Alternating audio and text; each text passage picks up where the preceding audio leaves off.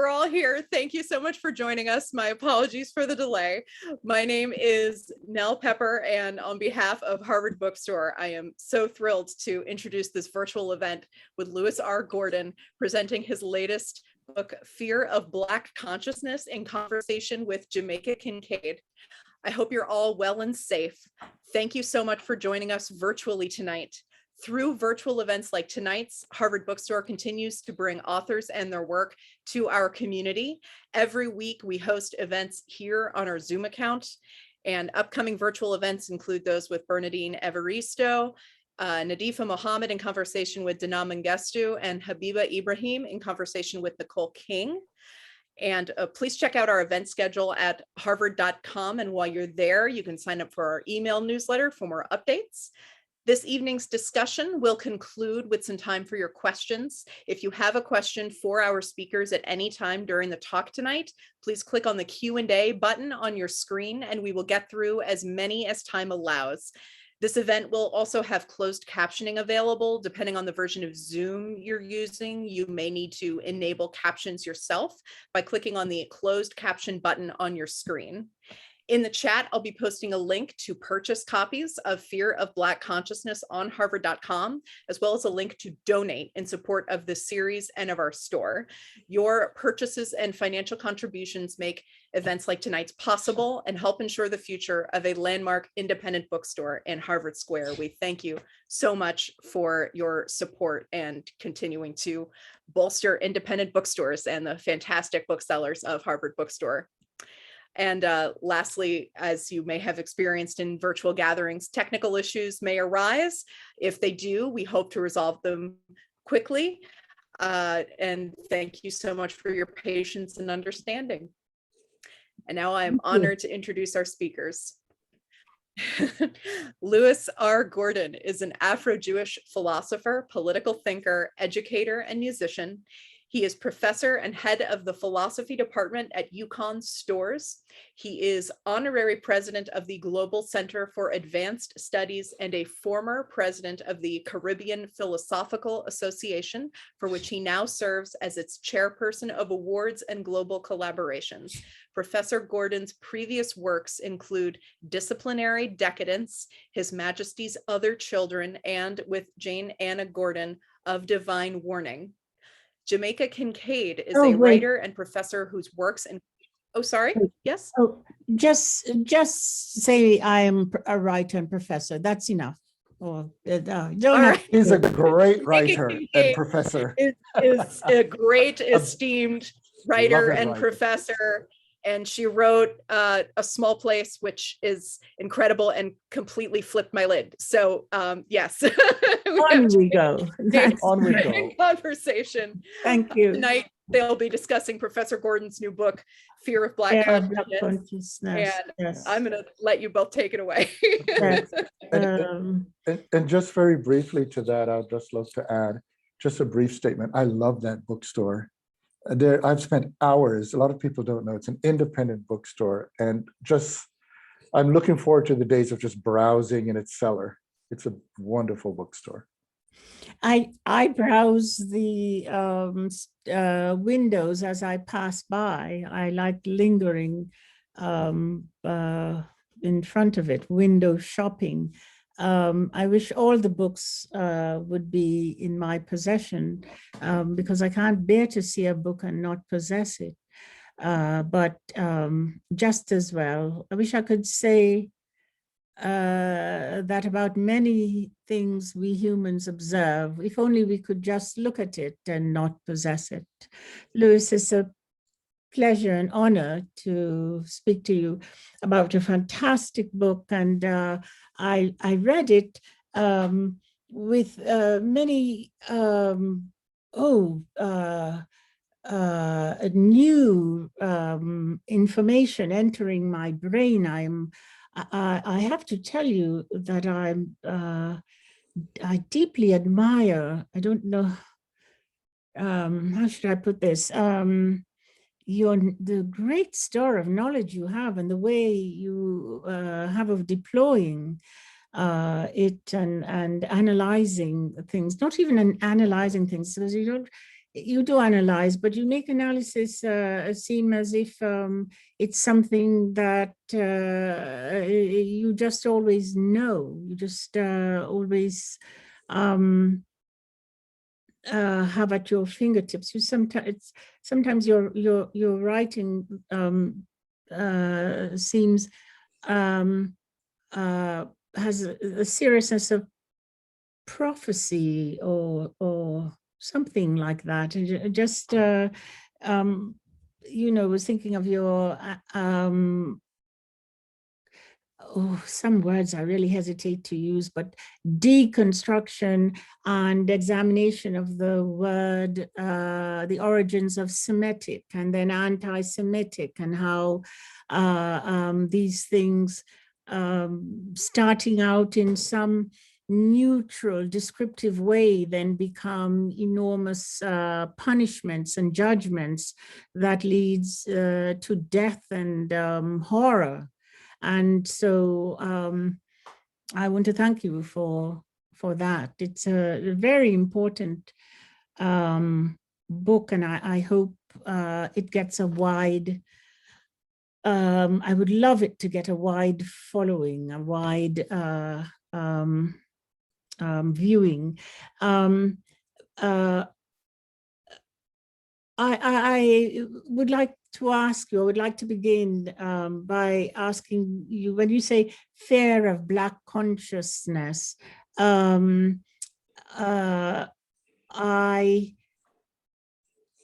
me say I sound ignorant, but as I was reading Black consciousness, I thought, do we all not have, I assume we all have consciousness, but what is Black consciousness, if I may ask you to, without sounding completely ignorant, which I am, but I'm kind of ashamed of sounding completely ignorant. What is consciousness? Well, first, you're far from ignorant, Jamaica. Thank you for those kind words. And second, I'd like to say that although we're all conscious, we're also, as we know, often not conscious. There is an extent to which we come into awareness of consciousness with a kind of irony. For instance, there are times we could be talking to someone, shaking our leg, and someone says, "Why are you shaking your leg?"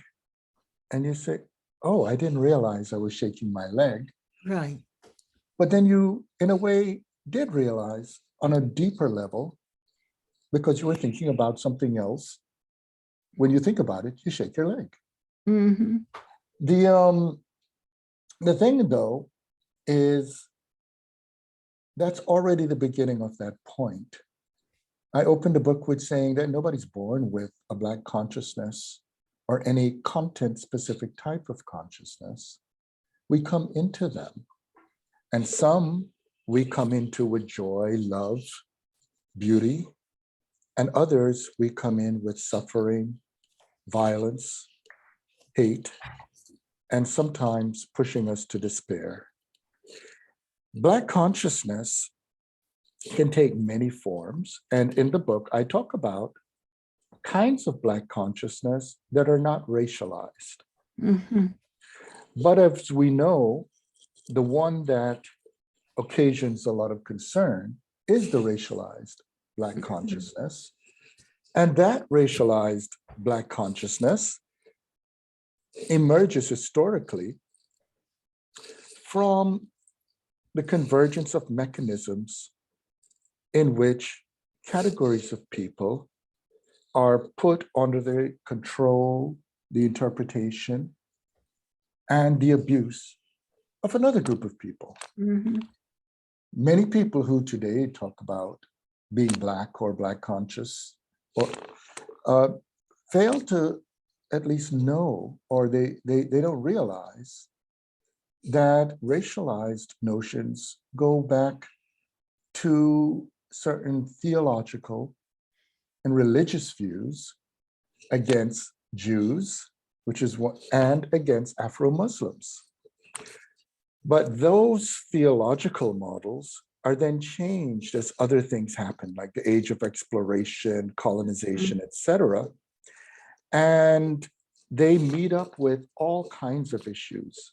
And you may notice in the book, I talk about how gender, sexuality, and other mechanisms of enslavement, etc., come together and construct a world in which to be Black is to be something negative or bad. However, there are many people who are called Black who live in a world where they don't have that view of what they are. For instance, we're born in the island of Antigua, and I in the island of Jamaica. And for us, a lot of the people around us in our childhood were just simply the grocery store owner, the head of state, the physician, the sanitation person, the police officer, or just simply a neighbor. In short, ordinary human beings. However, when we enter a world in which certain words are hurled at us, such as the N-word, and even another N-word, there was a time we were called Negroes, and there are many others. And as you know, I give a little story about that word too. Yes. We begin to realize something very strange, because the way we live our lives and what we're called are not the same thing. And what we begin to realize is that that loving world that affirms us is in a conflict with that hateful world that negates us. But in the midst of all that, one of the things we should bear in mind, as I say in the book, is that even in this hateful world, nobody could live with hate 24/7, every moment of the day. So even with people who receive hate, they also get up in the morning and they look at themselves and they just simply go about their lives. So the first thing is the lowercase Black, the lowercase b Black, is referring to this imagined notion of what the people who are called Black are. It's a projection. It is not actually the people, but what a society wants the people to be in order to live with the horrific, the unjust, the brutal things that society has done historically to those people. So the first thing for us to know is that being conscious of that is also to be conscious simultaneously of a truth and a lie. The truth is what was done to the people. The lie conceals who did it, why it is done, and why it continues. And when we now realize that that lie makes the people into a problem, then the realization that there's something wrong with a society that does that to a people releases us and brings in the uppercase B Black consciousness, in which we say there's something wrong with a society that does that, because what it's doing that to are human beings. And that a society that makes human beings into problems is a problematic society. So, in a nutshell, lowercase b Black consciousness is built on a world of lies.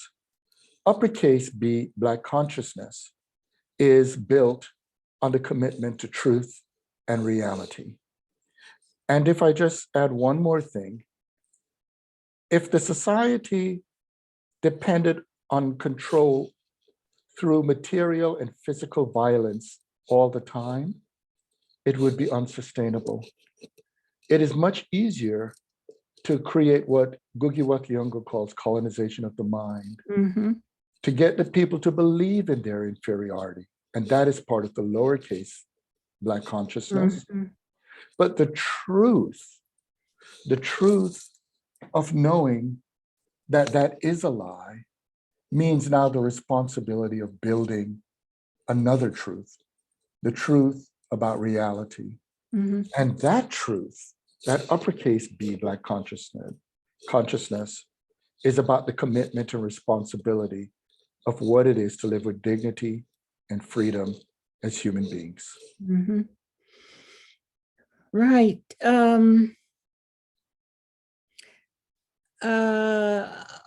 I was in a class on autobiography and memoir. For some perverse reason that might not have been absolutely clear to my students, I tried to make it clear, but I think perhaps I did not succeed. But I asked them to read The Gallic Wars by Caesar. And also, along with it, to read parts of the journal of the first voyage of Christopher Columbus. And they seem obviously, or they seem far apart. Well, how do they relate? But one of the things that struck me in reading the Gallic Wars was the Roman description of the people in what was Germany, what is Germany, Spain, France, England, Wales, Scotland, the Swiss, I think, who are called I forgot what they're called then, but they're described as quite the way Europeans later described Africans as barbaric and without much to offer the civilized world, which was the Roman world. But I wish there was a way I could ring up Caesar and say, hi, those people you are describing in this despicable way, 1,500 years later are running the world. Ha! What do you think? My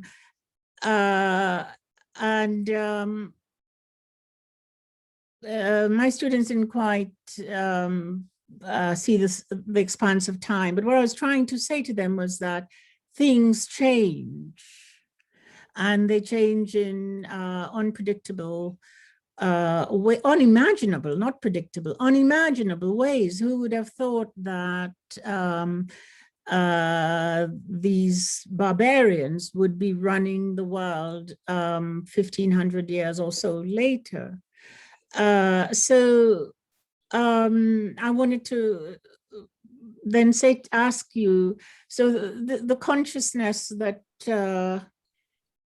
we have, which is a response sometimes imposed on us by the reality we live in, the real world we live in, with a certain amount of power directed at vulnerable people, or people who are not able to defend themselves either as a group or individually. That consciousness you develop, it has a certain transitory or ephemeral quality to it, because once the situation that makes you develop a certain consciousness doesn't exist, what happens to?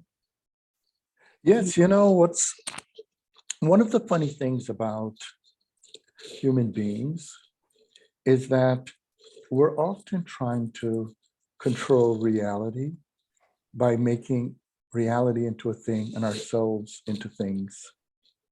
And when we do this, we actually close off the fact that we are an activity, that we're in an ongoing effort that's always going beyond what we think we are. It's funny when you bring up that moment with Caesar, because if you go, there's certain things today people don't understand. It's really funny when you look at, for instance, everybody looks at Paleolithic or prehistoric, depictions. And they're always picturing these early human beings. They're always white, and they're in caves or they're in little settlements, etc. And what most people don't even realize is that if you were to go back 6,000 to 8,000 years ago, there just were no morphological white people. All humanity was just brown and black, right? Now, what was striking is, and I explain, I look at the genetics materials and all of that, why this happened. It's connected to agriculture and a few other things, but suddenly there were these light people. And it's rather interesting because our species has been around so long and many civilizations come and go, and there's this whole world of black and brown, what we would call black and brown. And when these light people first popped up, the attitude from the people, the point of view of the people of Africa, East Africa, and West Asia was the same thing. Who are these barbarians? They used to be called the sea peoples and all of that. And, oh my God, what will happen? Could we even imagine, right? Mhm. But the thing about it, of course, is there's always the illusion of permanence, of control, as if we are the end of a story. We even create charts of people evolving into whatever we are, Mhm. when there are going to be other human beings to come. We're witnessing change right now. Yes.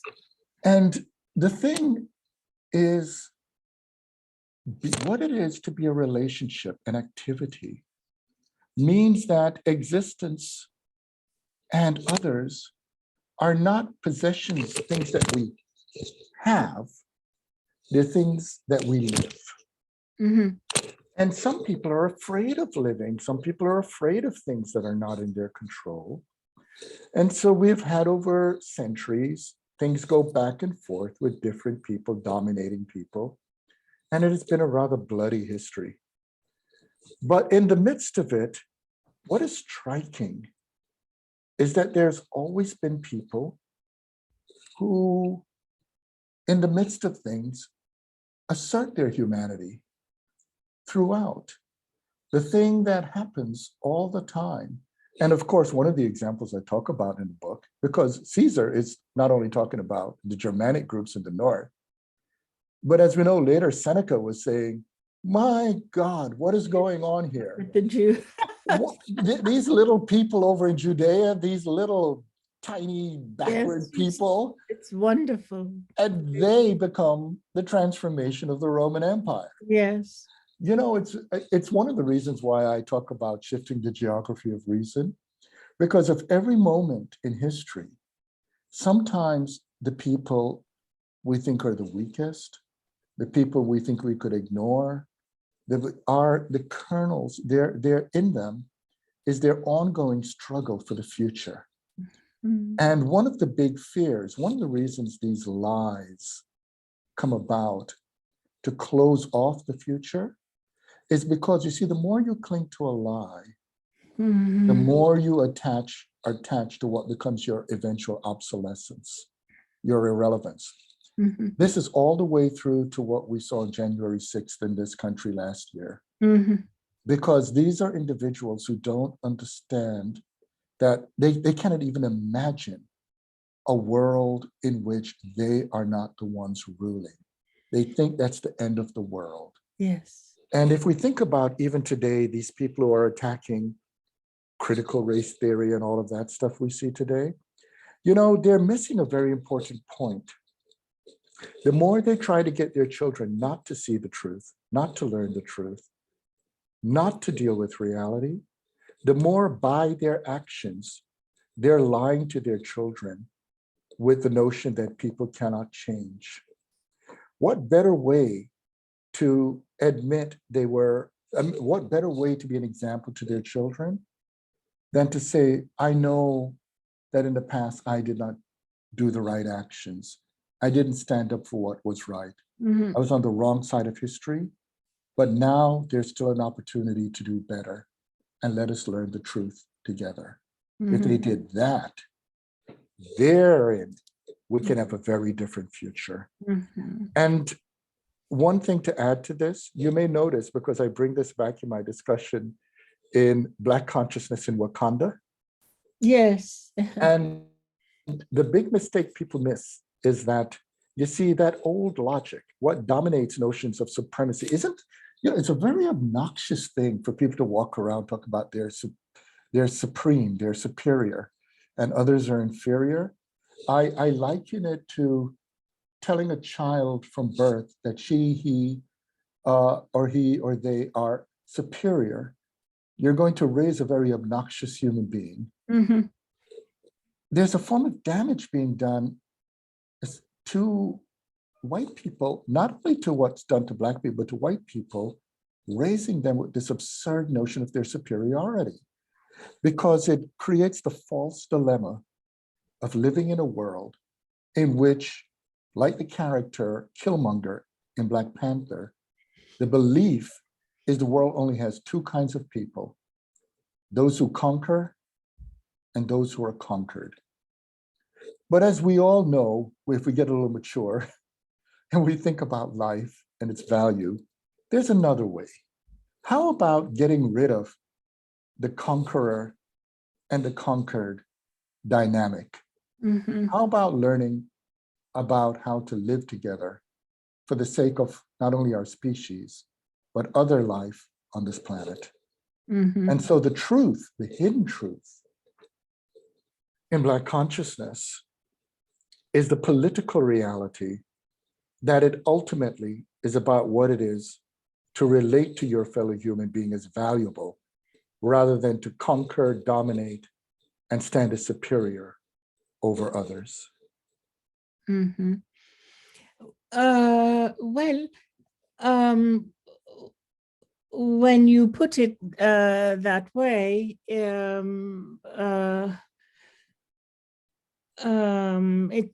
it seems to imply that Black consciousness, I don't think you mean that, but I wonder, Black consciousness is exclusive to Black people or brown people at this point, or No. to the suffering. I just want to clarify. Yeah, You thank you for should- clarifying that. Yeah, I don't mean that at all. I see, know. yeah, I see Black conscious, the first kind, as an historical reality, Mm. and anybody could be made Black.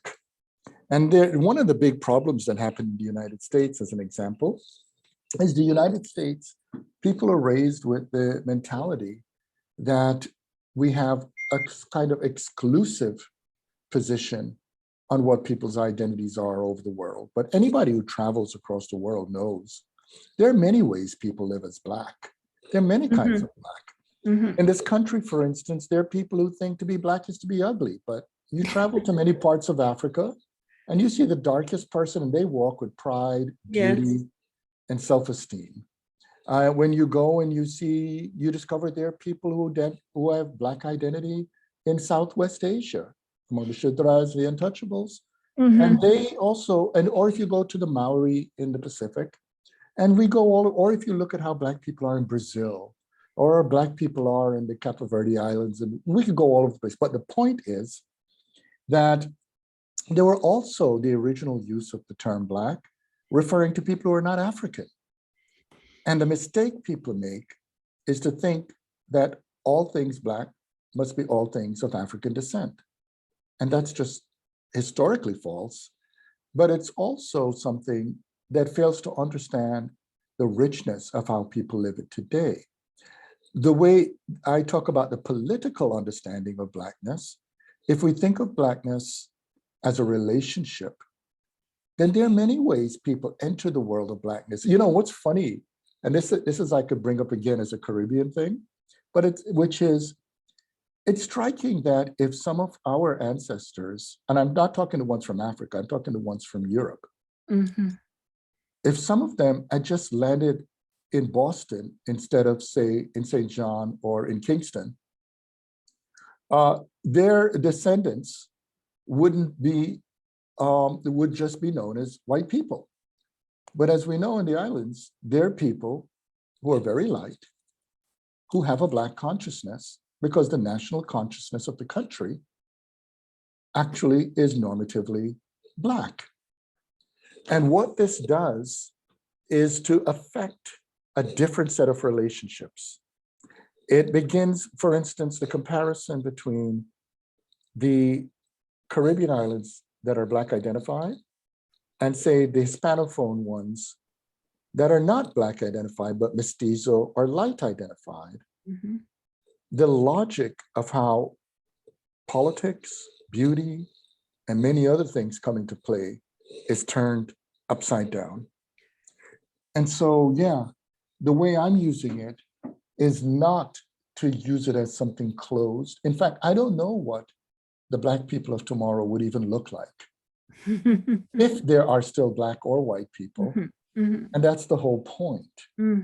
I think that part of our project, if we do our work well, is to facilitate a way in which people could live tomorrow, in which when they look back at our actions today, they think, they reflect, and they say, thank you. Thank you for your actions. But right now, when we look at those from yesterday, the people to whom we could give thanks are not the people who are hegemonic or dominate. Yeah. And as you know from the book, there are many examples I give, but one of the prime examples is that wonderful woman, Harriet Bailey. And for the audience, if you don't know who Harriet Bailey was, when you read the book, you'll see she was the mother of Frederick Bailey, who changed his name to Frederick Douglass. Yes, I have a whole idea about that. But if there's Black consciousness, then what would be white consciousness? I know but what would be? Sure. Well, you know, it's funny because there are even some Black people with white consciousness. Yes, Mr. Clarence Thomas. But to put it bluntly, you know, when I gave that example of that child, you see, if we don't look at people as isolated, but as in relationship to their environments, there's early in the book, I gave a list of malignant disorders, right? Narcissistic disorders, right? Yeah. And what's striking is if you look at the Mayo Clinic's list, if you check the list off of narcissistic disorders, yes, they map on neatly onto what in general we refer to as white people. It's not every white individual, but white people as a category. The need to believe they're superior, the need to believe they should have everything, the need to even to own the category of victimization. The list is long, but yes, but I think the short version is I gave an example in the book of a thesis I was examining in which the author wrote this question: what do white people want? And that's how you get the clue to white consciousness. And he went through all kinds of things. He talked about Ellison, he went through literature. And finally I said to him, you know, a lot of Black people and a lot of white people, in fact, have written on this in a very concise way. And he said, well, what would you say, you know? And I said, well, the answer is straightforward. To be white is to want to have everything. And to see yourself as having a right to everything. If you look at many non-whites, people who are in the category non-white, they don't have to have everything.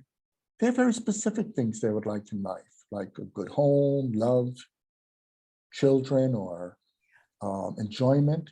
Yeah, but when you say white people want to have everything, I sort of assume that human beings, so far, for the most part, when they find themselves in a position of to acquire everything, want everything. So the thing that I have to say confuses me when I start to think about these stages of Black and white, and and so on. The narcissistic sociopathic behavior that we attribute to this group of people, which I quite think is correct that it's sociopathic, but it seems as if we are all groups of people are vulnerable to this condition.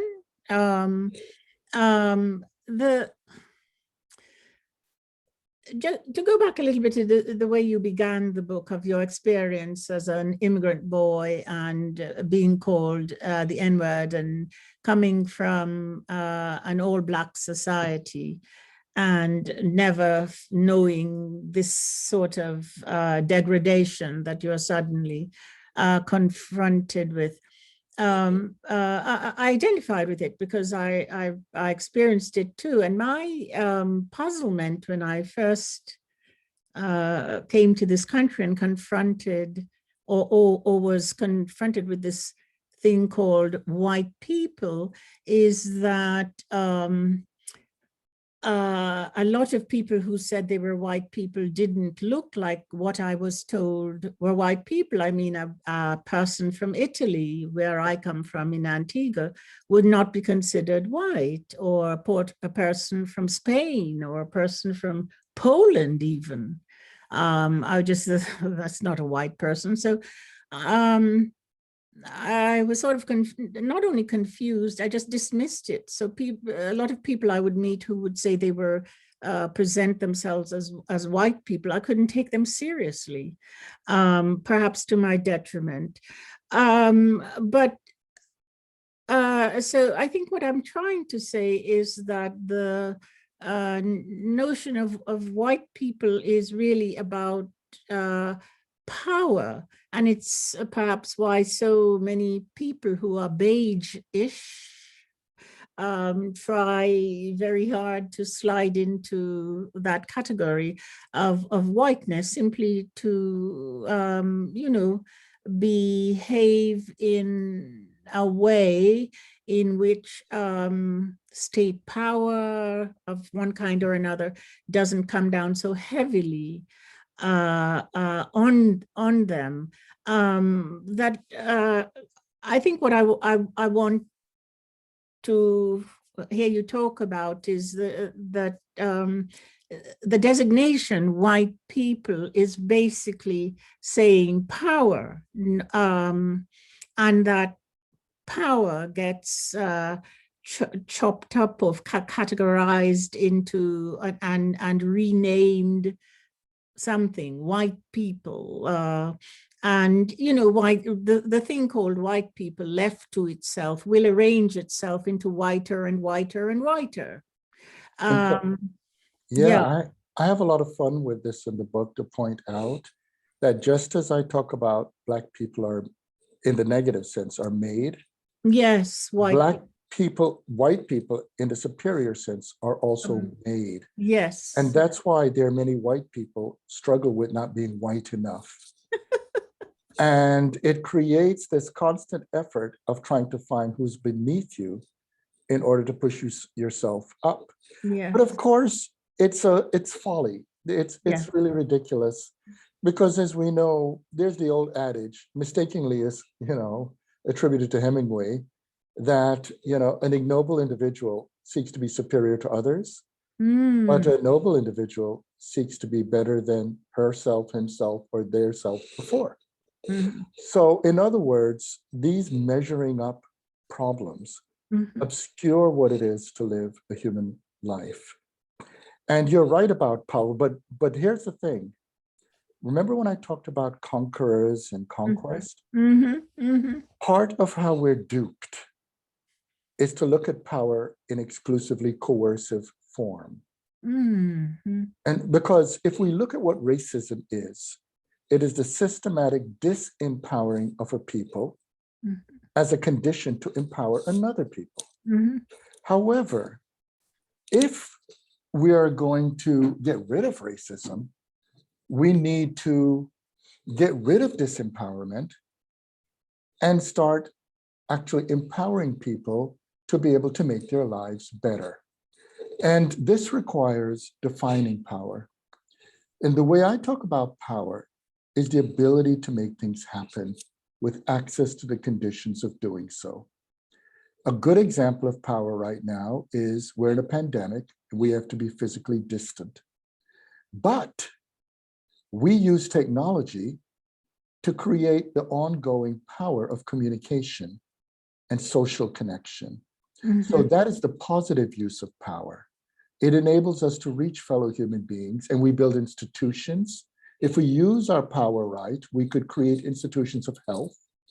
We could have what we expected God to bring us, which is good laws, right?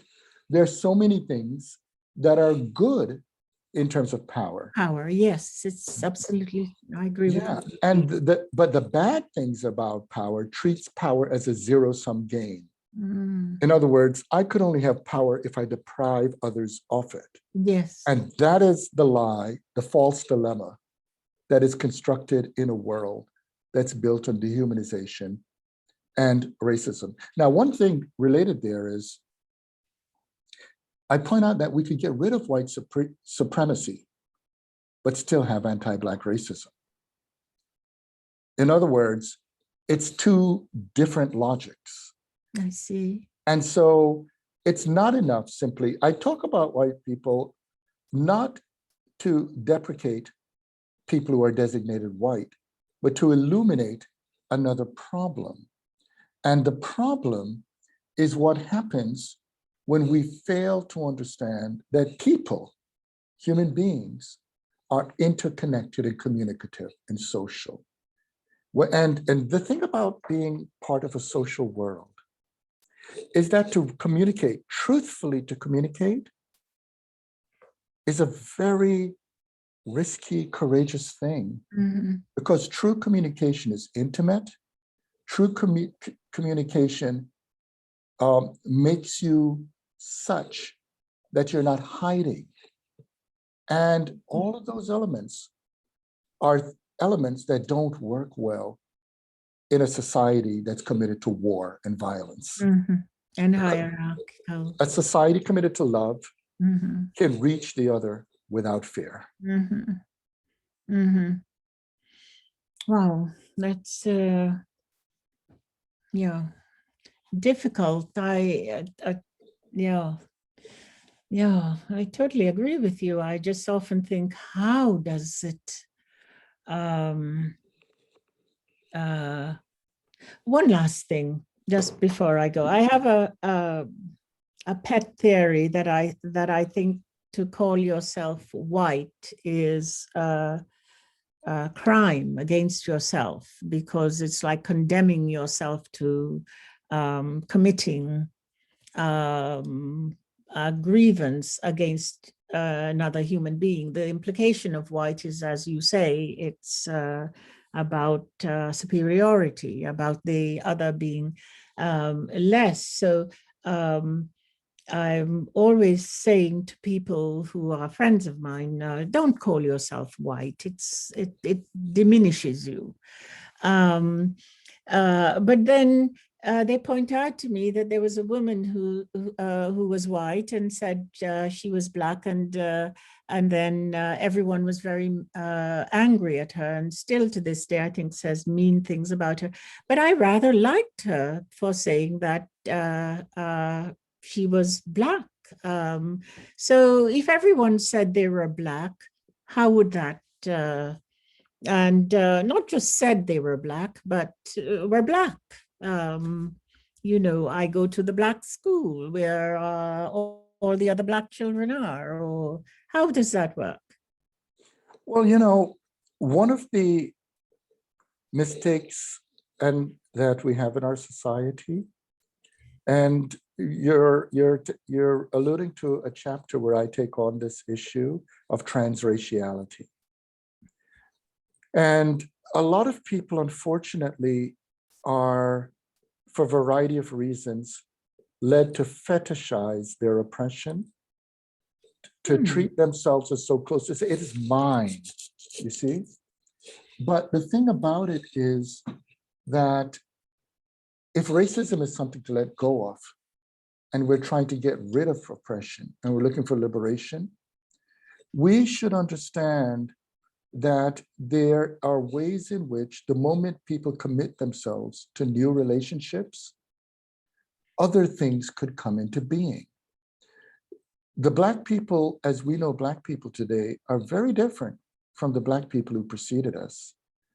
And there are many examples, and I give examples in the book, for instance, of a lot of people don't realize this, but transraciality has been around a long time. That there have been many people who lived in what's called Black communities, never questioned, because as we know, Black people are from the lightest, even blue-eyed, to the darkest. And local Black people don't question them, and their descendants are in a Black world, and they live those causes. There are many people who make controversies about that. It doesn't bother me. And some people are very shocked. They expect me to, because, and here's the reason it doesn't bother me.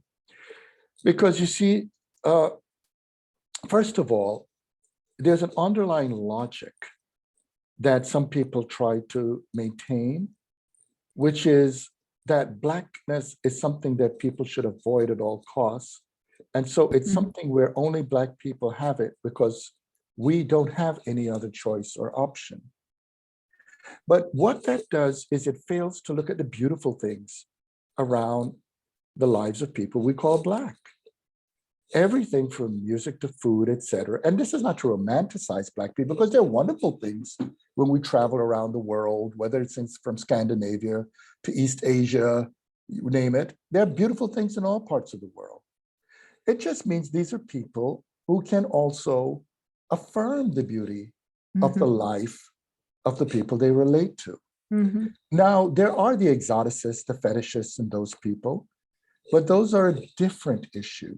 And if we're going to get into a point where we take very seriously that what we are is an ongoing project, then we should understand that these individuals who not only don't call themselves white, but also embrace many other ways of being, are not necessarily imitations. And to make matters even more interesting, and again, this is why travel is so important. You probably had this experience. I remember the times I've traveled to certain places where there are people I would call white, but where they are, they're so normative, they have no reason to call themselves white. Yes, they're just. So they're just people. Yeah. And so when I'm on the plane with them and I'm in places, you could tell in their motion, their embodiment, that they're not doing this thing that people do in parts of the United States, where they're trying to pretend they don't see you because they don't want to say they see you racially. Yes. These people really see you, Yes. but they're not seeing you racially. Yes. And it's really a profound experience. Yes. And I've seen, and not only there, I've seen it also in Africa, parts of Africa, where there are Black people, they see you, but they're not seeing you as a constellation of pathologies. And Richard Pryor, whom I bring up in the book quite a bit, said it, right? Yes. He said when he landed in Africa for the first time, it was Kenya actually, he said he saw a lot of Black people, but he saw no, and he used the N-word. And what he was alluding to is the country in which he's coming from is like a factory of producing the N category. Yes. But that's not what we really are. Yeah. That's what's imposed upon us. Yes. But this other question of what we could be, that is a more complicated one. Yes. Yes. And I think there right now, it's no accident that there are people, as we know, who are making new people. Because even though there are people today who are trans in their identity, whether it's in the gender or racial terms, some of us too quickly look at the people in the past and say they're the same kind of people. But those people's relationships were very different because the conditions under which people today live and transcend being narrowly defined are connected to the political work that so many people have done. Yeah. I to see. create the kind of situations where, I mean, think about it. You and I are speaking right now, and the woman who introduced us, right, Yes. would be located in a different category, but the whole moment was mundane. Yes. There was nothing extraordinary about it. Yeah. But in my childhood, in your childhood, the very idea of the three of us Yes. would have been extraordinary. In fact, people would have said it would be impossible. Yes, it's quite true. It's quite true. And what made that possible is political action. Yes. Yes. I see there are hands raised and Q&A. Will our hostess in? Yes. Have we enough time to?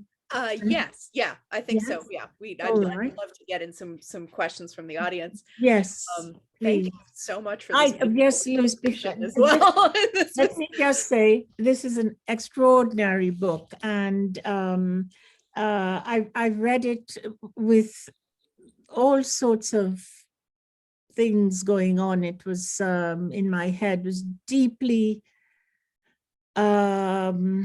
oh gosh, all the things I can say sound so ordinary when it isn't the opposite of ordinary. It made me think of what consciousness is, what a person is, what a community is, what transition to the next kind of way of being might be like, how many of us will see it, how many of us will have to die for it or live for it. So thank you very much. I want to just say thank you, Louis, for a really brilliant and inspiring book. Thank you. Thank you, Jamaica. I should say very quickly one thing. The book is published in the US by Farrar Straus Giroux. Yes. And in the UK by Penguin Random House. And we see something culturally interesting because I just got the UK edition today. And look at the different covers. You see my point. This tells you the mood the United States is in. Yes, and yes. it's wonderfully metaphorical, right? Yes, things in black and white. Yes. And then in the UK, what's interesting is look at this cover, but it has elements of the book in there, including, Questlove's. Wow. But that tells you something, right? There was a decision to say something. And both, I love both covers, by the way. I think this is banging. It's cool. Yeah. Right? But I love this one too. I love that too. I love this too. So it's one of these things where I got to say to the artists who did this, I'd have to give them a shout out. Just tell them many, many thanks. Yes. Excellent. Well, I thank you for showing those. I love the implications of seeing different, UK versus US covers. And that is especially telling. Okay, so we do have some questions coming in. We have one from an anonymous attendee who asks, thank you so much for an amazing conversation.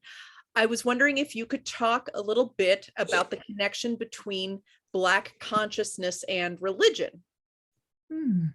I think, Oh wait, could we hear just we could learn a lot from the questions, so it'd be great if you could read all the questions. If that's sure. Do you want me to? Okay, just do it in a row. Okay, great.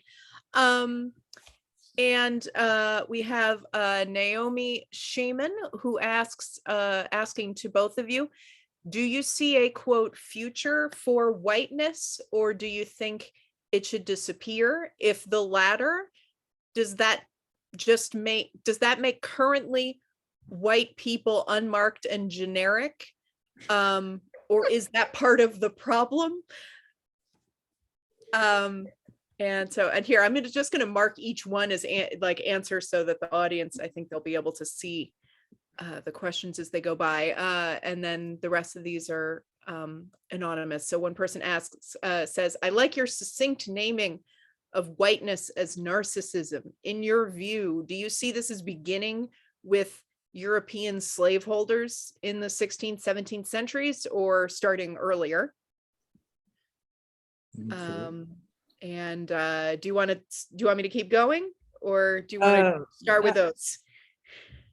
Sure. yeah, what it's up to you. You are the Yeah. you are the Well, main. well, it sounded like you wanted to say something, Jamaica.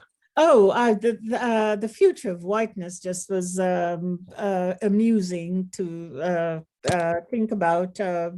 I think the future of whiteness is as secure as the future of blackness and yellowness and every other kind of ness. I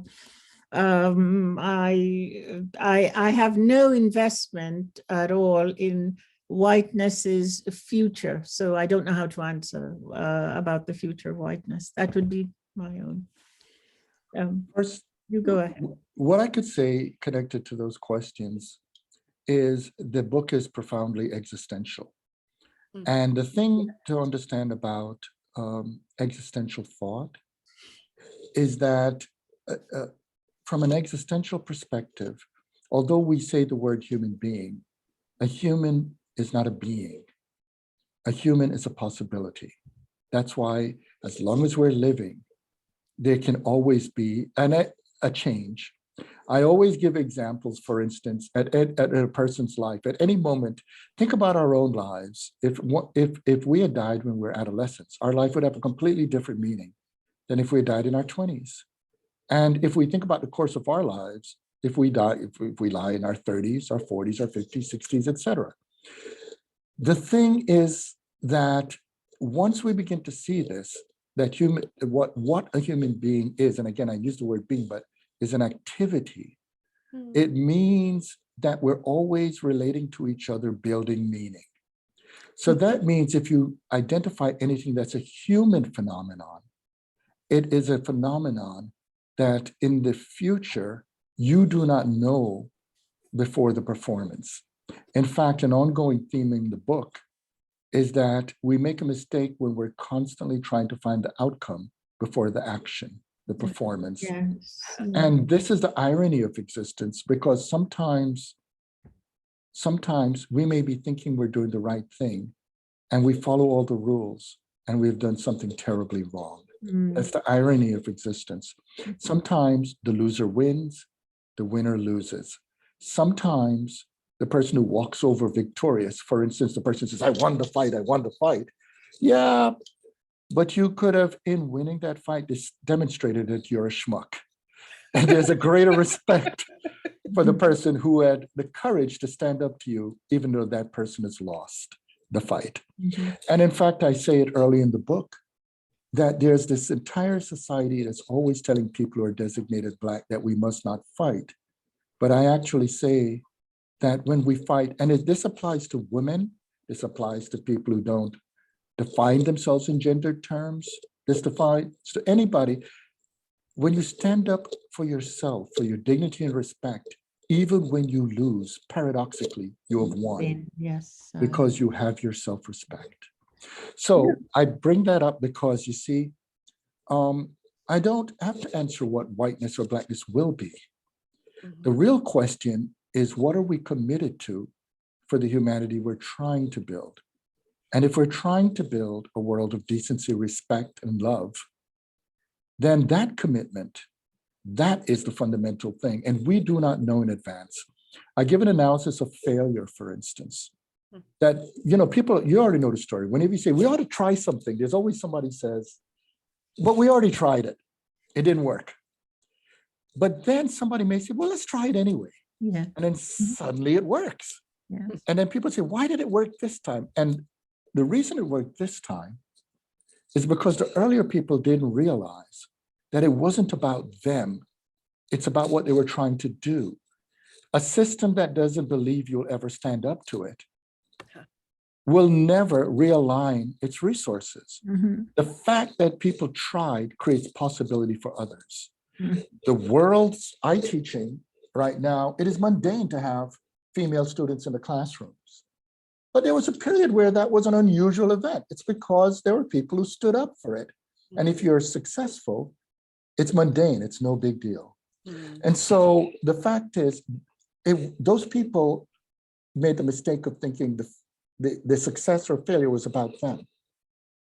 But an action can go over the course of history, and it could be about creating the conditions that enable the people who try today to be able to live something better. In terms of I'm sorry, go ahead, Jamaica. I didn't mean to, I thought you had come to the end of, but you said something about, when you were talking about human and being, that you said something that I've been trying to sort out, not sort out, I know what it is, but a noun, you see, is a place, a person, place, or thing. But place and thing are set. They do not move, but a person moves. And so a person is not a noun at all. A person is a verb. But if we are individual verbs, how do you get hold of it and put on a coat on it and so on? And so that torments me. You have no idea how it torments me, how to make the human a verb. Well, that's why I talk about the distinction between corporeality and the lived body. When I talk about consciousness, for instance, I don't talk about it as floating willy-nilly. In order for you to be conscious of something, you have to have a here by which you can look at something else as a there. Well, that here is the body, the location, but it's not a body like a stone or a frozen object. It's in motion, it's living, it's the physical expression of freedom. And so because of that, this is what I mean by existence.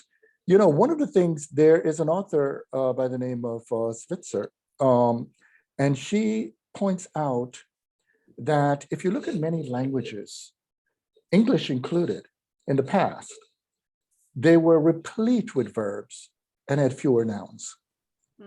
But whenever a society becomes colonial, it begins to have more nouns and fewer verbs. Yes, for a very good reason. Because they become property-based language.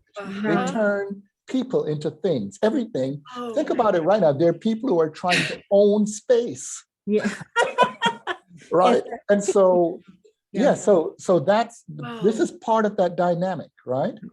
And this is why language is so important. And throughout the book, I talk a lot about language. Yes, you do. But the thing about language is, the mistake we make is because too many of us try to talk about language in that language of things. But we fail to understand what it is to look at language mythopoetically, a story, narrative, action, and how it connects us across time, across ancestors, what we offer descendants, that we are part of an ebb and flow of reality. And that's a very living, dynamic language. And this connects to that question you asked about religion, because you see, a lot of people don't even understand, human beings didn't always have religion. That many human beings, religion is a very specific historical development. But the thing about it is, within religion, and it'll take too long now to get to the details, but there's a concept called theodicy. And theodicy, every one of us has had this argument with our parents at some point. If you have a religious parent, as an example, they'll say, go to church, mosque, or synagogue, or whatever. You may say, I don't want to. You say, why? You say, well, there's no God. And they say, oh, what are you talking about?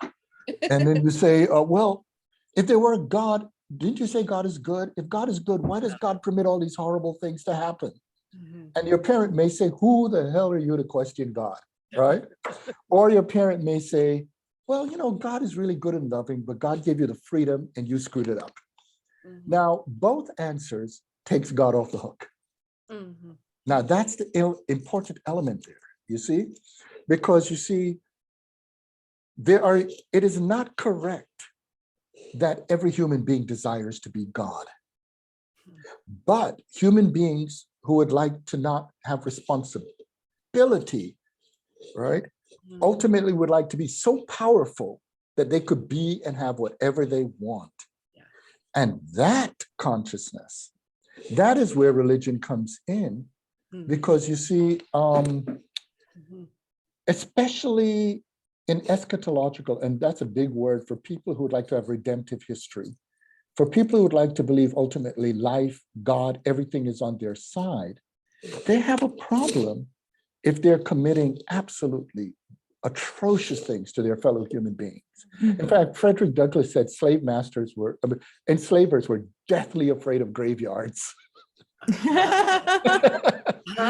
Because they keep talking about God and Jesus and so forth, but hey, if that is true, there's a reckoning. And so the thing to bear in mind is this. It's not just there. Lots of things can take that form of theodicy. You can make your society, there are people who think you should never question your country. If you do that, you've turned your country into a god. There are people who think you should never question capitalism, the economy. But the truth of the matter is, there have been many markets. Markets in the past were very human. A lot of them were women governed. They were social, interactive relationships. But capitalism says, get rid of the human elements of markets, make them purely profitable and exploitative. And now you have an efficient market. Again, that's a theodicy because it treats it like a god that will justify everything. And then you get, this is where the narcissism comes in now. Now you take a group of people and you try to transform them into the people who deserve to have not only everything, but they're also to be free of any responsibility. You see where that goes? Yes. And this is where now you have a prime situation for abuse. Because if you really have that, you have a license to go as far as you would like. And this is one of the reasons why enslavement was so cruel. This is one of the reasons why the history of formal enslavement had lynchings, abuses. This is the reason why there are people who are shocked when finally we're beginning to say, you are accountable because your actions are being done to another human being. And so the religion part is a rather complicated matter, mainly because religion is connected to being bound. But here's the thing, not every society, not all human beings had religion. And even within religion, I think we patronize people at times. There are people who look at religion in naive ways, but there are people who are aware that their religion is mythical, but they know that that myth gives their life meaning. And one of the things I talk about in the book is why we shouldn't put down myth, because it helps people build meaning.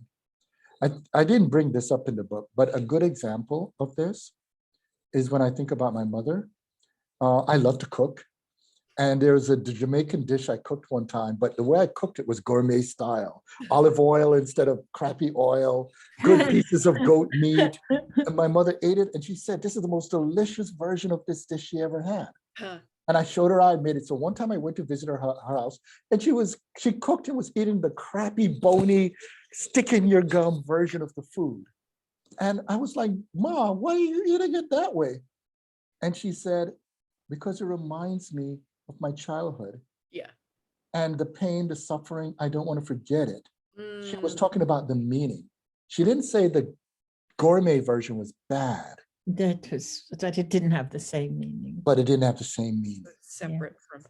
And this is crucial because human existence depends on meaning.